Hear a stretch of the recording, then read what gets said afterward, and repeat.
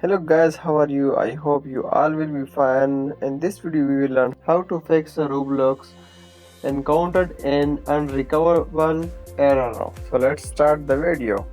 First, press a window plus R open run command. Type percentage local app data and percentage and press enter.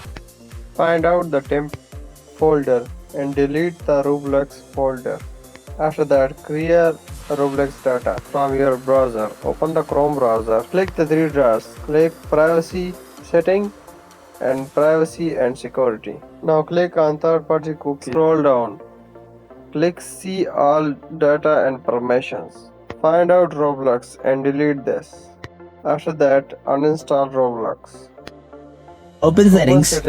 Click on app. Click on Apps. Click on Install App. Find out Roblox and install the app. Open browser and download Roblox from the official website. And then right click on Roblox. Go to Properties, click on Compatibility, click and disable full screen optimization. Then click Apply and OK.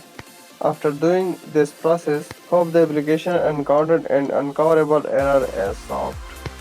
So that's all for today, and see you in the next video.